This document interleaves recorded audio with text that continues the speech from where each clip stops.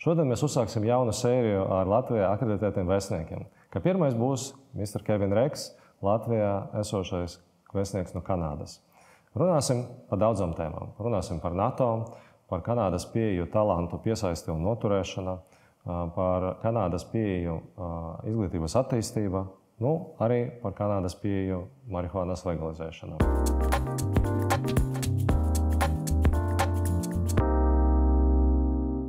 Before we start, go to political questions or war questions, maybe let's talk about Canada. Sure. Right? So I watched, there's a great documentary about Jim Carrey. Mm-hmm. And then, watching the documentary, I just realized that Jim Carrey is Canadian. Right? And then I realized that, Canada is a country that so many people know, but then you don't actually know enough about Canada. Right? And maybe as ambassador of Canada, maybe, you could help us there. Right? Because one thing I understood from this documentary was that Canadian people are the nicest people in the world. We think so, yeah. Yes. Although we can't even say that because then you sound obnoxious. Yes. So I had to say that, right? And then that's really kind of interesting stuff, and it's important to understand these types of things, right? So maybe what in your mind, who is the best ambassador of Canadian way of life in the world? So, somebody who's known to be a Canadian and somebody who represents how the country thinks and feels. Oh, wow, that's a good question. Well, I definitely can't say me because that would really sound obnoxious. And I suppose it depends what you're into. If you were a sports fan, you'd probably say someone like Wayne Gretzky. If you are into classic TV and original sci-fi, then the first Captain Kirk, William Shatner, of course, is a famous Canadian. If you're into the political sphere, our current Prime Minister's father, Pierre Elliott Trudeau, really played a huge impact on the global stage. So I don't know that I could pick one, and I don't think I should try, but I think we all try. And like the soldiers that are here right now, for example, when we talk to them, we always say, you're all ambassadors of your country. And when you're going out, and even going to a place like McDonald's or to a pub or just walking around, your behavior and your demeanor, your politeness, your kindness really reflects back positively. And 5 years after they started arriving, as far as I know, there's never been a single, even slightly bad story, which is pretty amazing given the thousands and thousands and thousands of men and women that have come through. It doesn't happen with every military base in the world, right? So it's not easy to achieve. And I know you're military yourself also, right? I dabbled a little bit, yeah. Yeah. Then if we think about the current events and the war that we see, so I was just like everybody was totally appalled by what happened, let's say in Bucha. So how do you train an army, and then how do you organize an army so that on one side you send people to kill other people, right? But then on the other side you cannot allow anything like that to happen. And then if we compare back to Iraq war, nothing like that happened. So we had Abu Ghraib case, but this was 5 years after the start of the war. We never had anything. The world hasn't seen anything similar to that. Maybe there was less Instagram, but I think there was Instagram. So it's not like you train people to be very nice, very polite, because they're going to have to shoot, right? So how do military people maintain this borderline? Well, listen, I'm definitely not a military expert, but at the heart of any good military organization is discipline. And when you join as like I was as an officer recruit, or as a 17-year-old kid, and they go in and you give up all of your normal clothes and put on the uniform, discipline is at the heart of everything you do. It's why your room has to be spotless, your bed has to be perfectly made, the weapon has to be perfectly clean. So you ingrain discipline into a lot of young men and women that maybe didn't have it in their lifestyle. I think what we are absolutely seeing amongst the behavior of some of these Russian soldiers is a complete lack thereof, right? That they're just being let loose, and whatever their training entailed, it certainly didn't do this. I can say in the Canadian military, we also, of course, you are taught the act of war is to inflict violence on others, but it's to inflict violence on other combatants. And we spend a lot of time focusing on the rules of conduct and proper procedures, and working with international organizations and the ICRC and how people are properly treated. And that's an exceptionally important element because there will always be an end to every conflict. And what is the nature of the relationship going to be with the people that you were fighting so violently with afterwards? And when there is some, even in the most horrible situations, some modicum of respect and decency towards others, I think you can move past it. I think it's going to take generations for this relationship between, the large proportion of the Ukrainian population in Russia to ever heal. This will take a long time, and it's because of the acts of undisciplined soldiers. Mm-hmm. And then over time, so what I also kind of was analyzing what happened, right? Because if you kind of dial back, right, and then you think about, say, Vietnam War, at least movies, right, and then documentaries about Vietnam War. It wasn't, as clean. So it wouldn't be considered a clean war today, I guess. So there were quite a lot of cases of, soldier misconduct, as far as I understand. So did the standard change? That's the question, right? Did the standard change over the last 40 years? And then the kind of follow-up question, most interesting question. So what did the West do? So what did NATO do to change the standard? Good question, and I'm not enough of an expert to give you a proper answer. So my educated guess would be yes, it did. That, and again, I know what I watched in movies as well from that conflict. But I think there's been a real effort across NATO. Well, in fact, that's one of the advantages of NATO, right? I mean, there's NATO standards. And so NATO officers train together just north of us in Estonia, in Tartu at the Baltic Defense College. You have representatives of every NATO nation training their majors becoming lieutenant colonels becoming colonels. And so they're being trained to a common standard. And when everyone understands that these are the rules and we're all going to follow them and we're all going to respect them, it sets the tone. And I think the tone across NATO nations has been set exceptionally high. I mean, in the history of humankind, it's never been sharper. It's never been more switched on than it is now. And you simply can't compare the standards that we as NATO nations set for ourselves and what we're seeing east of here in the behavior of these soldiers, which is, it's appalling, quite frankly. And then maybe last question on this. It's very difficult to blame the actual soldier because, you can see that, the soldier has to be held accountable, of course, right? But, you can clearly see that these are, educational, low level of education. You can see a certain social profile. So I think it is also a question of what is the elite of the country and what is the officer corps of the country has decided to do as a matter of, principle. So do you see something like that also? Well, one of the things that Canada was doing specifically in Ukraine is something we called Operation Unifier, which was, a training mission.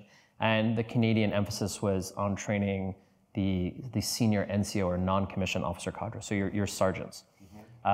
Because these are the men and women that are really deployed and living with the sort of frontline soldiers all the time. And our assessment is it's one of the reasons the Ukrainian military has been so successful. They've been able to decentralize, push command out to the field at a lower level. The traditional Russian or Soviet model is very hierarchical, and there's a huge gap between the officer corps and the soldier corps. So if you're seeing troops that look like they're sort of unleashed and are robbing and pillaging, this is like Middle Ages kind of nonsense. 16th century, 15th. It means that there's no discipline from the officer cadre, so they're either turning a conscious blind eye or encouraging it. But there's none of this, as a corporate person, there's no middle management, right? You've got the executive management and then you've got the frontline troops, and you're missing that. And a common theme of all of the NATO allies is we put a lot of emphasis on this middle cadre, right? Our leadership cadre really are the sergeants and the warrants of this NCO thing, and they are effective, they're respected by the troops, and so they're leading by example. And if that cadre is doing everything right and saying, no, we're not going to steal washing machines and kill and rape and pillage, then you're not going to, and that's clearly just missing entirely. And it also makes them less combat effective, which is what everyone is saying. Yes, yeah.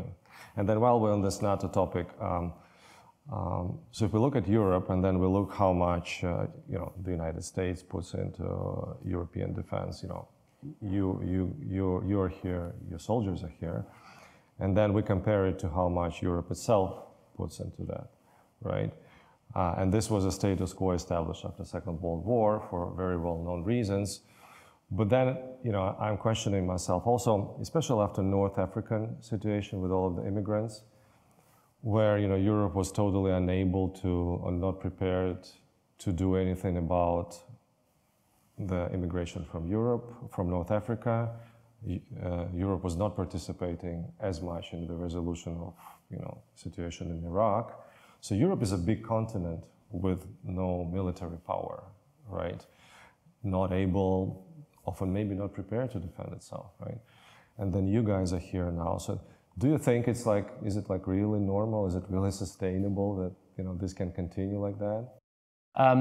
Well, I mean, the reality is none of us can compare ourselves to the might of the American military. It's in its own different sphere. Yes, Canada's here. Our deployment to Latvia is our largest anywhere in the world. Mm-hmm. And, I think there's about 1,400, Canadian personnel that are serving largely in Latvia, but also in Estonia and Lithuania, patrolling in the skies and at sea. So for us, it's a huge contribution. But I don't think you can say that there's no strong military. I mean, the French have remarkably strong military. So does Germany, just in terms of size and dollars. The British are still European, even if they're not in the European Union. An incredibly effective organization. The United Kingdom, right, is the framework nation up in Estonia. It's Germany who's the framework nation in Lithuania, America in Poland. So it's a good mix of the transatlantic relationship, of EU Europeans, of non-EU Europeans. And as to whether there should be, and I don't know if this was the exact question, but a standing sort of common European military, I mean, that's really the role of NATO. And so you take most of the EU members and then you get to add the sort of amazing force weight of the United States of America and the complementary elements of the Canadian military, which is I think incredibly professional, very switched on, but of course very modestly sized compared to the States and even compared to a lot of European countries. I was kind of thinking it would be strange to kind of imagine that, for example, Europeans would send troops to America if there is something happening, say, south of the United States, right? But it seems normal if the United States sends troops to solve something south of Europe, right? And there is a disbalance there. And then if we see threats coming in from various directions, threats from different situations happening in north of Europe, they remain. Immigration is still a problem there. And then now we've had a situation in Russia. So how much sustainable this is was kind of my question there. Well, I mean, the geopolitics are entirely different. So we, just as a sort of a side example away from conflict, but we, talk about the success of the Canadian immigration model. Canada is a country built on immigration, but we have the novelty that no one can walk into Canada, right? Which is not the case for your Southern European and Eastern European friends and neighbors. So we are conscious of, highlighting the best elements of what we can do, while not sort of finger wagging because the geostrategic element is entirely different. So whether the United States would need European help, if in some strange parallel universe, and the U.S. is the only country that activated Article 5 under NATO's charter, they did need territorial help, then that's exactly what would happen. European countries would be hopping on planes and ships and going over there. It's just at this point impossible to imagine that. Certainly, Canada's not going to do anything, and you can't really imagine, Mexico or some other element in Central and Latin America. So it's just not geophysically possible. You, as this, large, very powerful continent, is, just divided up, and you have a lot of neighbors from Russia down, as you said, into North Africa. So it just lends itself to an entirely different mindset and planning set that you have to respond to differently. Yeah, maybe switching, you mentioned immigration. It's very, because Canada together with Australia, I think, were the first countries that introduced the point system, right? Quite some time ago, as far as I understand, right? And just, a fun fact, I actually did get a Canadian immigration visa, so I could move to Canada. You're welcome anytime. Thank you. It was like about 20 years ago, and then we decided with my wife to stay at home because our first kid was coming. But then, one of the kind of points we look here as a small country is that, we bring up, lots of smart kids, and then, how do you keep smart people in the country? And, something similar happening with artificial intelligence community in Canada. Something similar happened with the BlackBerry situation in Canada. So Canadian artificial intelligence community is 1,000 times stronger than our local one, but still it is still difficult, really difficult to fight off, the Washington, Amazon, Microsoft headquarters, to fight off, California, and now, Las Vegas and Austin, Texas. And the country is not that huge, right, in terms of number of people, right? So how do you think about that? How do you maintain, good talent? How do you keep, strong talent in the country? I always like to talk about immigration sort of as a free market, free market on a different scale. So, why do you go shopping to one store versus another store? It offers you what you want. It connects with your lifestyle. The prices are better. Whatever. And so on different posts, I've heard people say, why is Canada taking our best and brightest? I said, well, of course we're not taking anyone. With the free movement of people, they're choosing to come.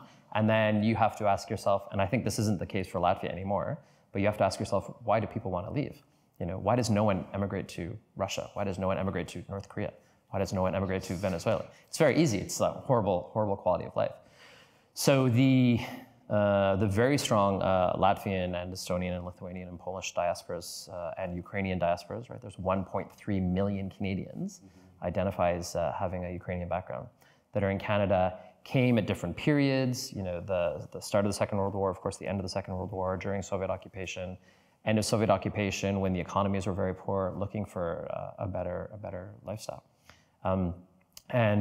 We are a nation, like much of Western Europe, that only grows through immigration, and we have a lot of space, and there was a conscious decision made by the government decades and decades ago that we would go through aggressive immigration. So this year, Canada welcomed 400,000 new citizens, not through natural childbirth, but through coming there. And that's how we grow as a country. And other countries, Australia, you mentioned, the US in different ways, Germany have made that conscious decision. So we offer a very good product. We offer a very stable government, reasonable prices, an exceptionally safe environment, good employment opportunities. And for a lot of the families, it ends up being parents moving for the benefit of their children. So, good public school system. So we offer a good system. What you see now is people in Latvia are less interested in going because they don't need to. It's not as it was in 1991. It's not as it was in the 80s. And there's this great phenomenon which we call being a repat, so instead of an expat, and it's people coming back. So Latvian Canadians born in Toronto who in 91, 92 said, well, let's go check out this place that I've never seen, that mom and dad always talked about, and falling in love with it and staying. And your country is filled with Canadian repats who came here and became presidents, Vike Freiberger, who set up restaurants, Lulu Pizza, Circle K here is a Canadian enterprise, Air Baltic flies only Canadian-made airplanes. So there's these great contacts that happen. The president's chancellery in Latvia was established by an Ontario bureaucrat who came back to find the roots. And this is great for us too, as an ambassador, but in terms of bilateral relations, knowing that you have your citizens or your dual citizens or the grandchildren of that are back, working in business, working in government is fantastic. One of my favorite lines, in Estonia, there are 3 serving ambassadors. All of them were born in Toronto. So my joke is 10% of the ambassadorial corps in Tallinn is from Canada. It makes for a great story. It also makes it very easy to, sort of interact and operate. And so, this is great. We love it when, people come back as well. It builds these ties. And we always talk about the bilateral relationship is really based on people-to-people ties, and that's absolutely true. And then talking about immigration and then the movement of people, people come to a country and they come to a country with their own culture. They leave some of that behind. They integrate into the new culture, but they kind of retain some of it, right? A bit of a tough question. You probably are aware we just had a 9th May celebration, 8th May celebration, which turned into 10th May celebration. So coming from a country where there are lots of people come from different perspectives, and then you're trying to kind of get everybody together on one side, but on the other side, you've got to have some sort of core values in place because country does not function without core values, right? So as an outsider who knows our country a lot, what do you think about that? So how should Latvian political establishment from one side, the other side, all sides, so how should they behave so that we avoid, clashes, we avoid people being polarized, because it is a security thing also, right? So how do we help people to become one society rather than keep people separated? Well, I'll be only slightly evasive because rule number one of being an ambassador is not to tell ministers and presidents and prime ministers how their country should be run and not do it in front of a camera. But listen, let me tell you about the Canadian model. And I, in fact, was just having lunch today with a Canadian artist who did an exhibition at the Latvian Academy of Art yesterday. Born in Lebanon, emigrated to Canada, where he got his education, where he started his career. Now lives in France. But we were talking about the Canadian model. So Canada actually has an official policy of multiculturalism, which means if you had decided to move to Canada, there is a Latvian cultural center there in Toronto. Your children could have learned Latvian on the weekends, and funding for that is supported by the province that you live in this case, Ontario, and by the federal government. And that's the case for any cultural community that can help us. It's a shared partnership, right? It's one of the reasons the Ukrainian community is so strong in Canada. It's been able to maintain its language and tradition and cultures. And the idea is that if you are welcome to a country and you're not ghettoized, we're going to put all these people here and all these people here, but you're really assimilated into the society. And that same society welcomes you to continue to practice your religion, your language, under the umbrella of our rules, right? Canada is a, open, rules-based, free society. And if you are willing to follow all that, pretty much have at it. If you want to bring from your community or culture, strict enforcement of some traditional laws that involve not allowing your daughters to have equal rights, then that's not on, and you'll be punished. So the communities coming in have to accept the overarching laws and guidelines, and then they're welcome. So, a city like Toronto, every second citizen of the more than 3 million that live there wasn't born in Canada. And this results in this massive multicultural diaspora that doesn't exist really anywhere else on the planet. But it works, right? There's not street marches and protests and violent clashes between different cultural groups because you're sort of asked to check your baggage at the door when you come in. Now, again, we have the advantage of bringing people to sort of a different place. And the challenge with not just Latvia's story here with your neighbor, but in a lot of parts of Europe is just history, right? And the families haven't moved on. So there clearly needs to be a reckoning that has to happen in this part of the world for the tragedy that is happening in Ukraine. Maybe that's starting the process. I don't know. I would hate to speculate, but it's certainly starting a dialogue, right? And I guess we'll see. But I think, I served in Afghanistan, and we were talking about, and this didn't go the way anyone was wanted, but a lot of these changes are really generational. It takes sort of, starting fresh, and it's hard to. And there's a very active generation that very much lived under Soviet occupation, and I can't imagine that anyone can just sort of forget that and let that go. So, but I think, and you would know better than I, that that generation and the teenagers and the 20-somethings that are coming up probably look at the world a little bit differently, and that is regardless of whether they're speaking Russian or Latvian at home. A lot of stuff changes just by itself, generation-wise, yes, because some of the memory is simply erased. People have to read about the history to know it, and then the other people, so they just don't carry it, right? I mean, after it was a terrorist attacks in Brussels, right? Then I double-clicked on, what were these people who blew up the airport back then, right? And the community is actually nearby our office in Brussels, Accenture office in Brussels, right? And then I did a couple of projects there, so I was often in that office, and then I kind of know the neighborhood a bit, right? And so I started reading on that kind of more, And then one of the questions that the Belgian society was trying to face was that they did have lots of immigration from countries that brought in Islam, and they were trying to understand how do you reach some sort of a sensible agreement about Islam schools, right? Or primarily schools, right? In addition to integration, in addition to learning the language, right? And I guess you also have lots of immigration from countries which have very strong cultures, like Muslim countries. French people, I think, face a similar question on burqa wearing, right? So, I mean, arguably there is not that much difference between a Christian nun and a burqa wearing, Muslim women, but attitude in France was, vastly different. So how was this realistically or really happened in Canada? The dialogue, the discussion, and the decision on that. I think, I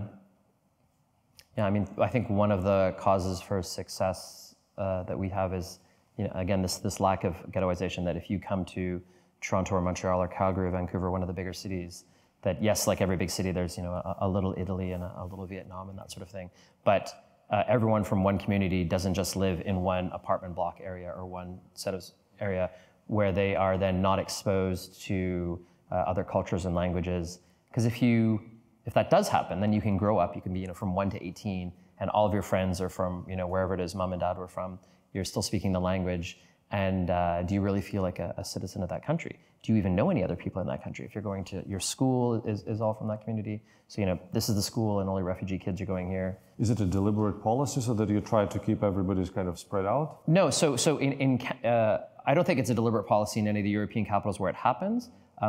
I think Canada made efforts to make sure it didn't happen. That's not to say that, if you have, for example, we are now offering free charter flights to Ukrainian citizens who applied for special refugee status.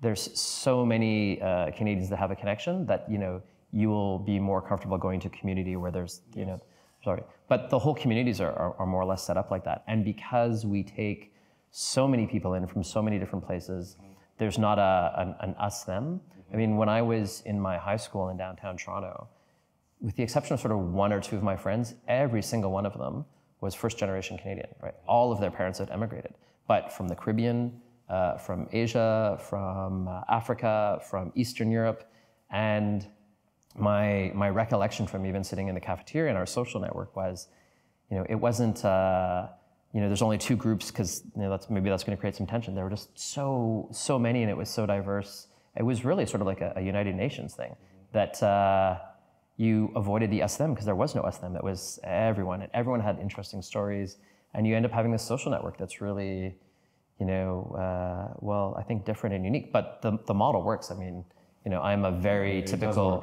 multi-generational Canadian, Western European heritage guy.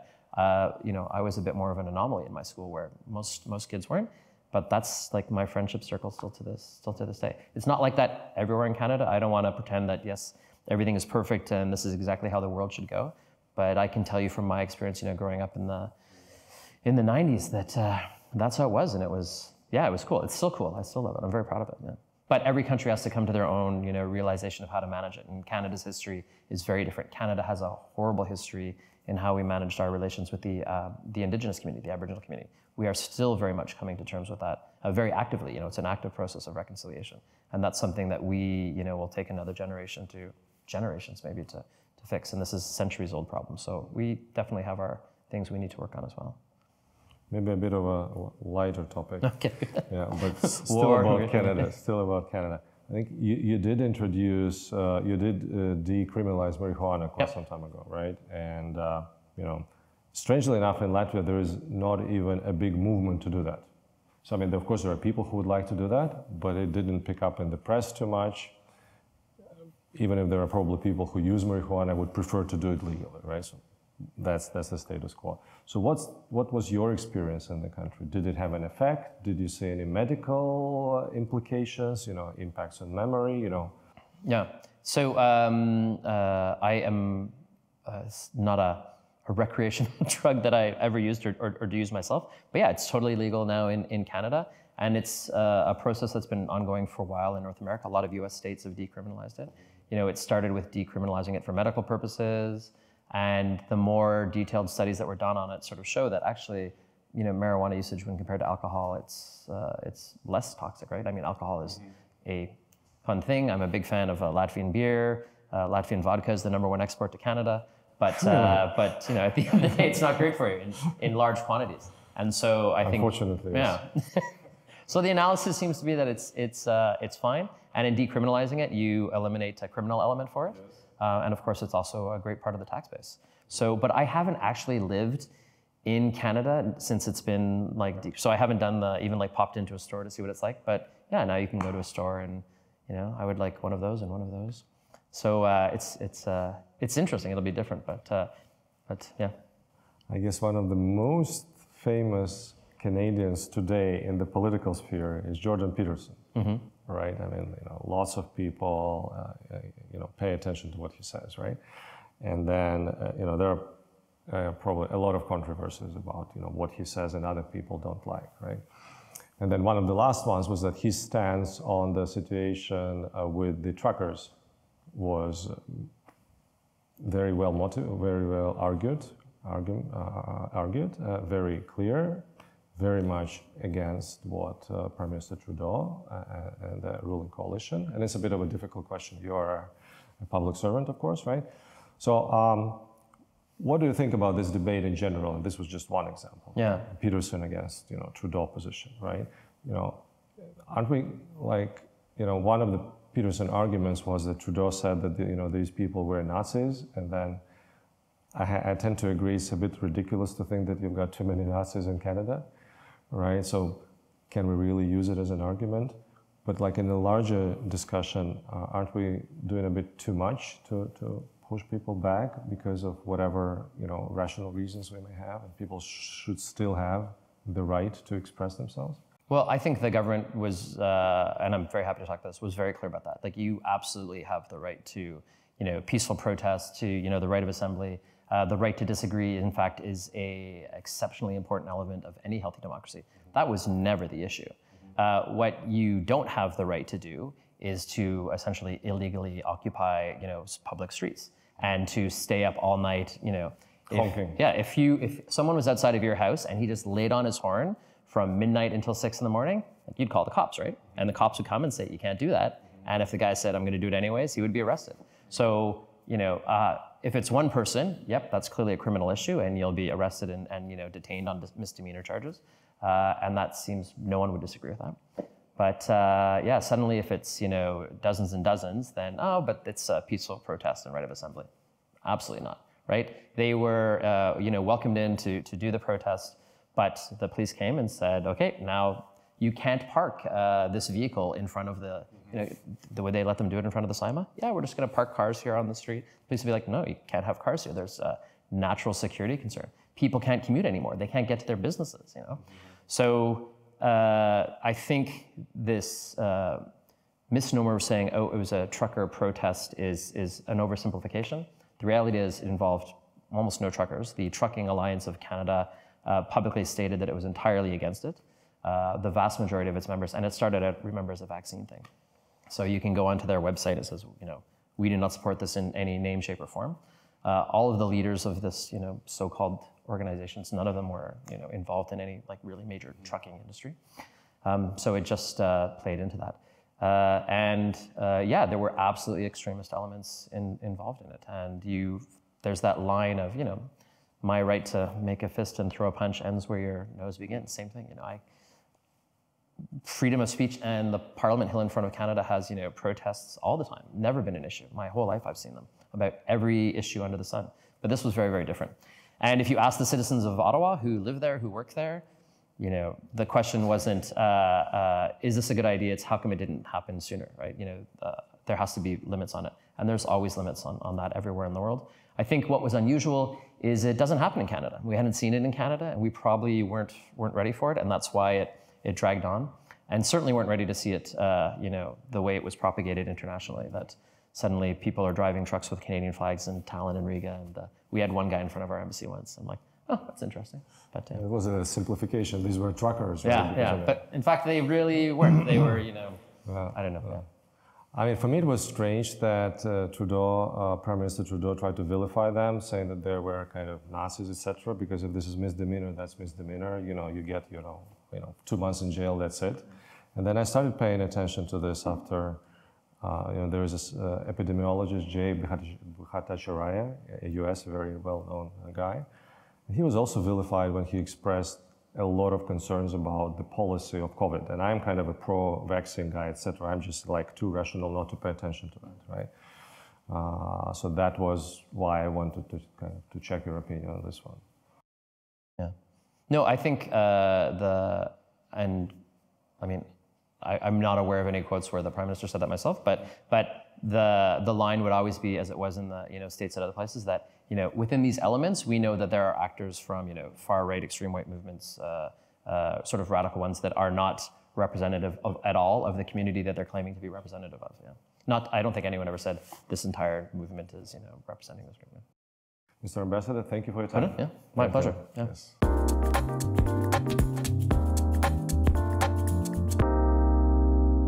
Man liekas, ka tā ir ļoti interesanta jauna sērija, jo tas cilvēks, kas dzīvo tavā valstī, daudz ko zina par tevi, ir gatavs padalīties ar savu pieredzi.